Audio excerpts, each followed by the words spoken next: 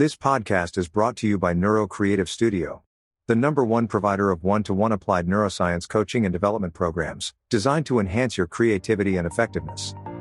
Find out more at neurocreative.studio. You're listening to the Ambition Incubator podcast, and I'm your host, Deirdre Morrison.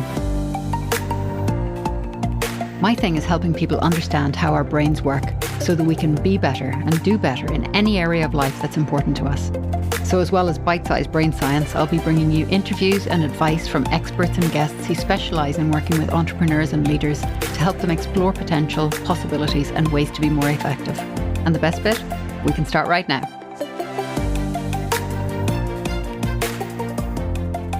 Show me the child and I'll show you the man, as Carl Jung put it, or in this case, the woman. After a corporate career that reached a level that left her little room to grow, Judith Keys threw in the towel and picked up a tea towel. Judith has loved food and cooking since she was a tot, so it'll sound to many like she's living the dream. And we tease this out. The dreams that call to us, or as she puts it, things that are knocking on your brain from the inside. And why sometimes doing the things we're told are the right things are in fact exactly the wrong things. We'll also talk about the signals to change, creating safety nets, and the agility, patience and resilience that we need to have while transitioning to a new venture. And of course, we couldn't have a foodie in the house without talking favourite dishes. And you'll never guess what she picked. So, Judith, it is really nice to actually speak to somebody who has gone out and just thought, you know what, I am going to completely change what I'm doing and do the thing that I really want to do. So I wonder if you can, first of all, tell us, just give us a quick overview of what it is that you do now and what it was that you did then. Okay. I worked in corporate for a long time when I finished university, and it was sort of accidental. I fell into it because I needed a job when I'd finished uni, and I was good at it, so I was there for 8 years.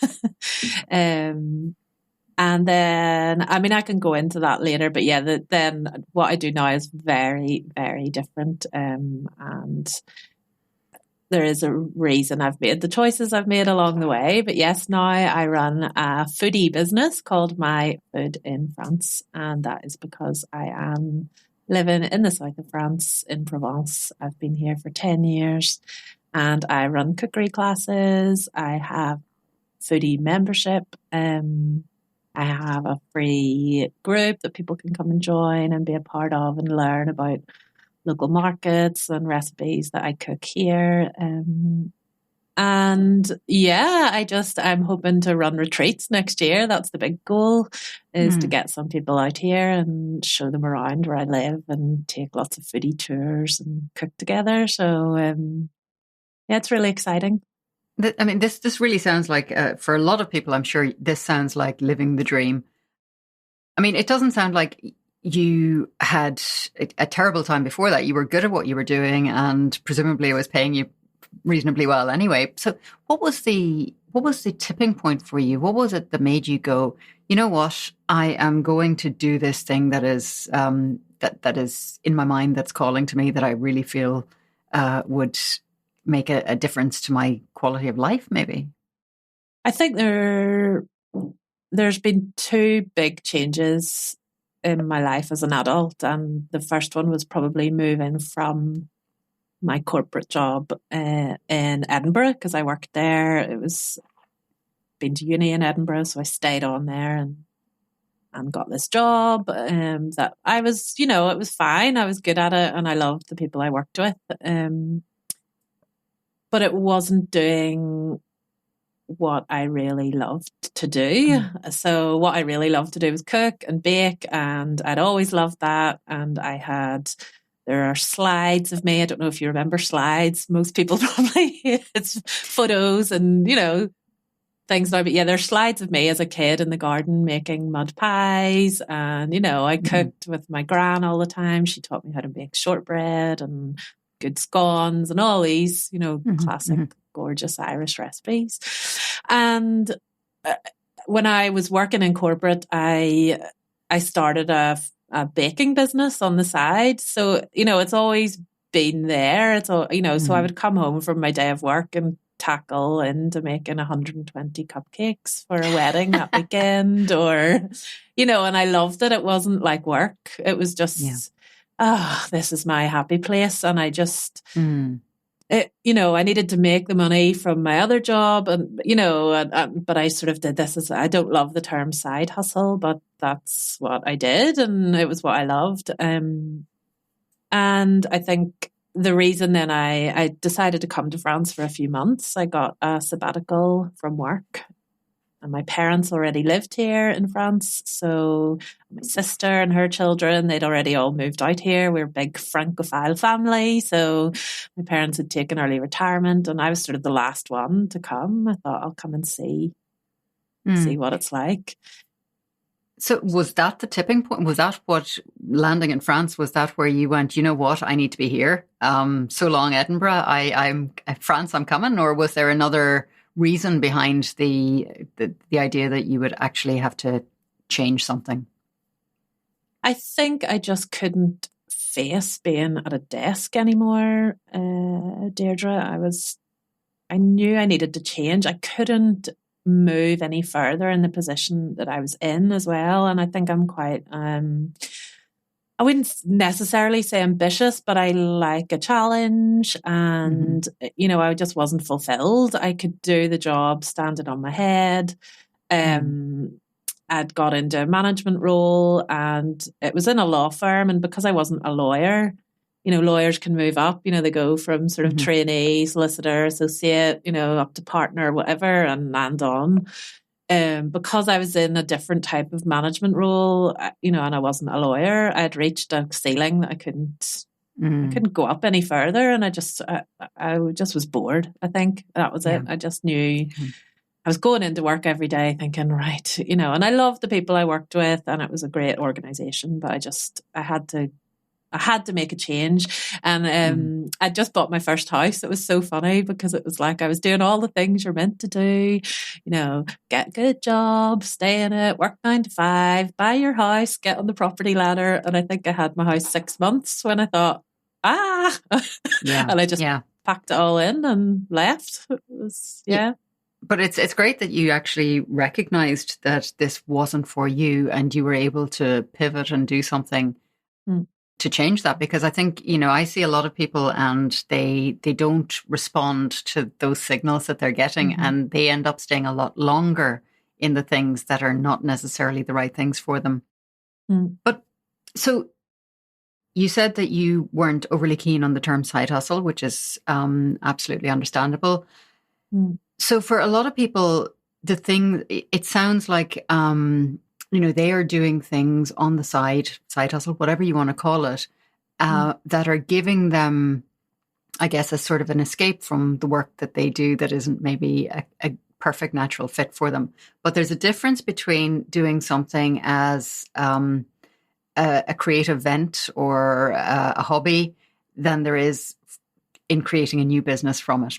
So when you move from that phase of having this thing on the side, whatever way you want to describe that, to doing it full time, what is it that you noticed about that transition? Well, when I first moved to France, I suppose that was slightly different. I didn't know what to do when I first came to France. I just knew I needed a change, and it felt, this might sound strange, but it felt like an easy one for me to come here. I suppose because my family were here, I had a bit of a safety net.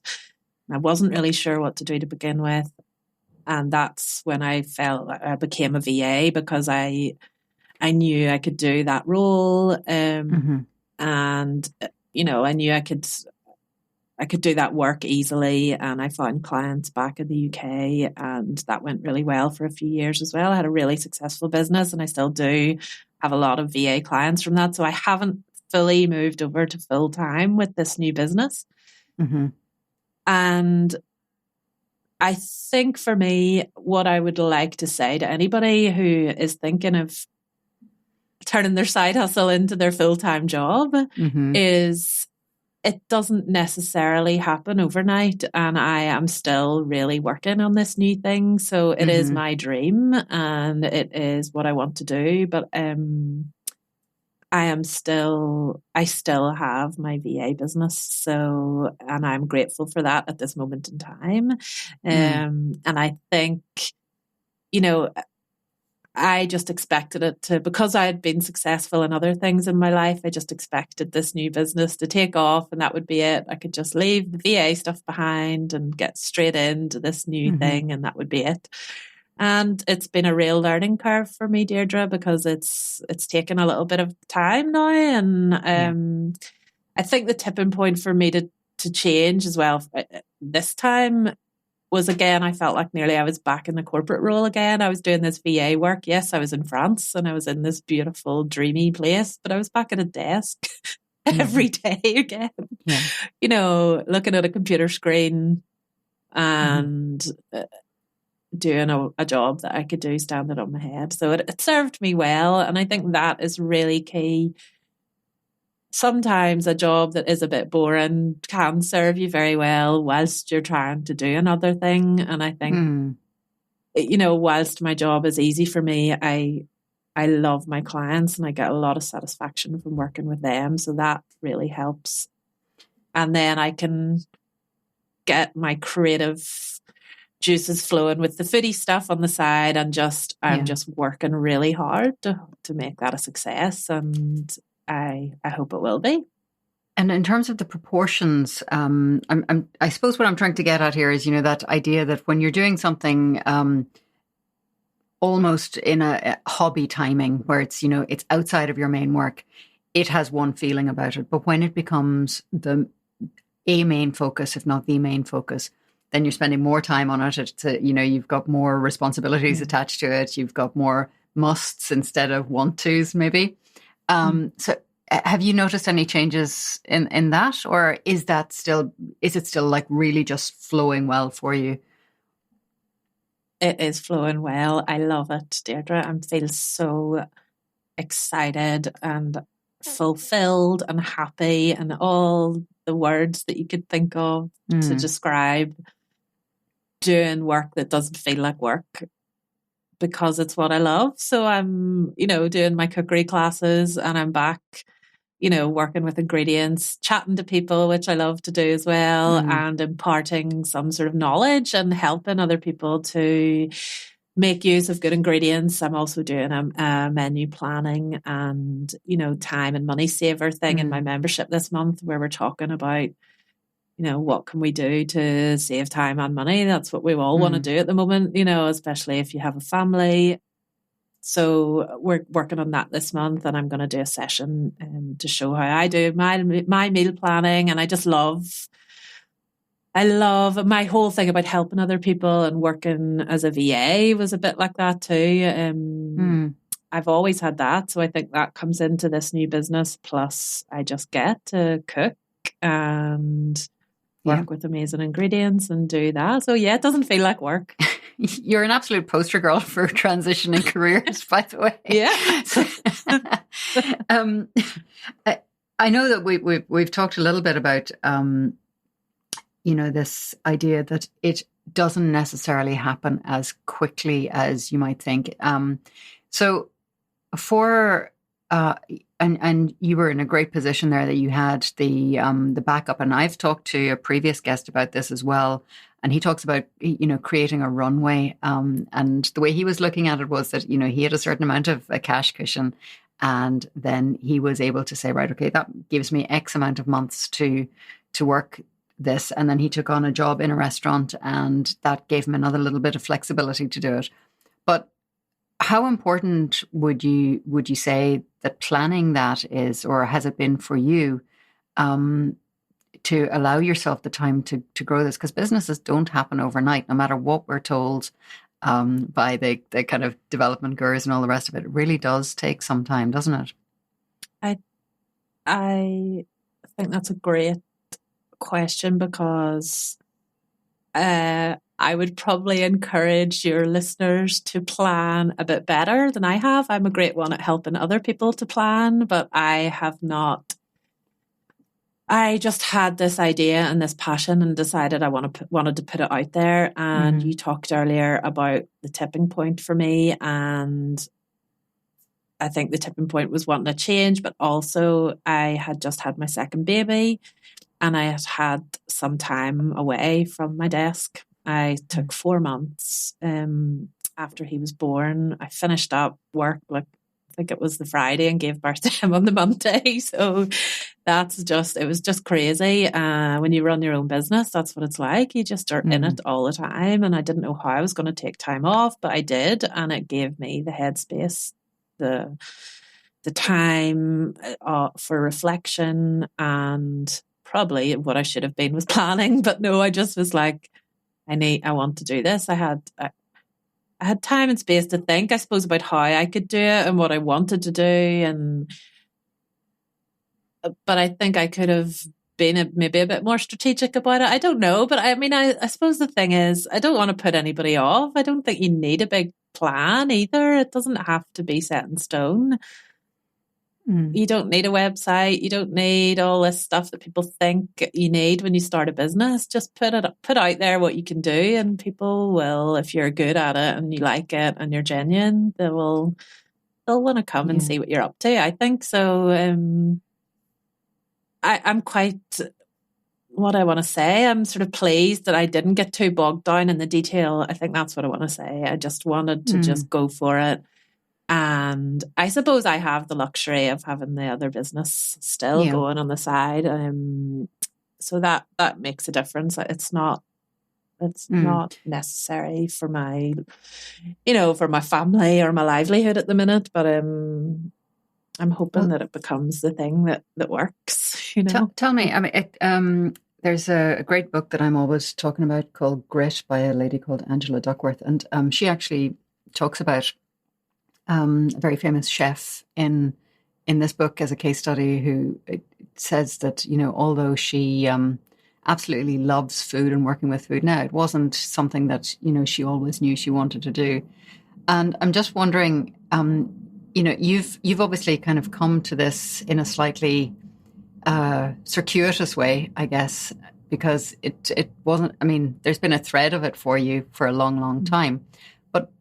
How, this is going to sound like a weird link here, but go with me. How persistent would you say you are? I think I'm pretty persistent, yeah. Especially for something that I love. And I think because it has always been knocking on my brain from the inside, if that makes sense. It does. I couldn't ignore it. It was just always there, like you say, this thread, this love, this passion for something. And like you said earlier about Poster Girl, like I don't feel that way. But when I talk about what I do, so many people are like, wow, you're doing what you love. I can't believe that. And I'm thinking, well, yeah, I never really thought I would be able to, but why not? It's there. Don't ignore it. Yeah. There's a reason it's there. And I think people feed off that energy too. When you are doing something that you love, people want to be part of that. They can tell when you're not, when you're not authentic, and the whole word of authenticity is such a big thing at the minute. But I get that, why people want to be a part of something authentic and real, and they can tell when it's not. So, Well. Yeah, no, I totally agree with you. And I think, this ties back into the very start of our conversation where you were talking about, doing all the right things and I should get a good job and I should buy a house and I should be this, that and the other. And very often I think we just kind of slide along with the expectations that are kind of handed down to us. And we don't necessarily question them because, people want good things for us. And if we're given this advice about, right, well, this is a great way to build your life, then when you are in your 20s and you don't really know that much, you kind of go along with that, don't you? Yeah. Yeah. That is what I did. I fell into that. Do I want to say trap? Is it a trap? I don't know. A lot of people do like that and like the routine. And, I spoke to someone recently who said, oh God, I couldn't do what you do, just like starting a business without really planning and just doing it. And, they needed to have everything set out and planned 3 months ahead, at any one time. And that for me is, I couldn't do it that way. Because I feel in flow, I think I always have something that I can say or do or talk about. And that's what feels very different to me. Although I am good at the VA stuff, I couldn't sit here and talk to you for 30 minutes about VA work, Well, I'm not sure I'd have invited you to. This is the thing. It always felt a little bit sort of unsexy, even though it's extremely useful and such a practical thing for a lot of people. It's also, I'm sure there must be things that you have learned and honed as a VA and that are now really paying off for your own business efforts as well. Not just your VA business. Yeah, that is, I couldn't have done what I'm doing now if I didn't have my VA business. I have learned so much. There is a reason why things happen, I think. Just like you say, I learned so many sort of systems and processes that I use to help my clients that I use now for my business and that help me so much. So I do not regret that in any way. I absolutely feel like it was the right thing for me to do at the time. And I don't know if I would have been ready to, go for this new business before. It took me to do to do the VA stuff, to learn all that, to learn about marketing myself, to have clients, to run a business, to do something like the runway. That was the runway for me. It was the thing that allowed me to learn. And this new thing is benefiting. So what is your perfect, if such a thing exists, meal? My perfect meal. Everybody laughs at me when I talk about what would be my last meal. Because do you know what I love, Deirdre? Cauliflower cheese. Okay, now tell me the secret of your cauliflower cheese. The secret of my cauliflower cheese is a really good bechamel full of cheddar, really good Irish cheddar cheese. Don't scrimp on the cheddar is what I would say. You can add lots of other fancy cheeses in, people like adding Parmesan and maybe, but no, I just go with the classic Irish cheddar. It's delicious. Isn't that so funny? Cauliflower cheese. That is just not what, I'm in Provence. I should be talking about, snails and, gorgeous, French vegetables. Well, there's that word should again. Who says? Exactly. Where's it in the rule book? So I'm being real. It's cauliflower cheese. I love it. So, Judith, where should people go to find out about what you're doing and to maybe take inspiration from you and your journey? The best place is to come and join me in my free group on Facebook, probably. That's the best place to get an intro because it's free and, just come and see what I'm up to. I post every day on there. We've a lot of foodie chat going on. It's really a really nice space. You can also just come to my website. It's myfoodinfrance.com. Come and see what's happening over there. I'm also on LinkedIn. Judith Keys is my name, Keys. Just come and see me over on LinkedIn too. I'm on various other platforms, but they are probably the best places to get a really good idea of what I'm up to and to join in. We'll pop all those in the show notes as well. Judith, listen, thank you so much for sharing part of your journey with us, and I wish you every success for your foodie future. Thank you so much, Deirdre. It's been lovely to be on. Thanks.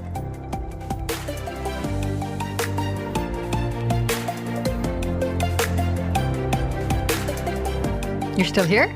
Great. Look, I know there's a lot to choose from out there, so thanks for flying with Ambition Incubator Airlines, and I look forward to seeing you on board again soon. Seriously though, thank you for tuning in. My guests and I love hearing about what inspires you on the show and what advice has made a difference in your life or work, and what you'd like more of. So get in touch. If you want to know about my other work, head over to ambitionincubator.com for details.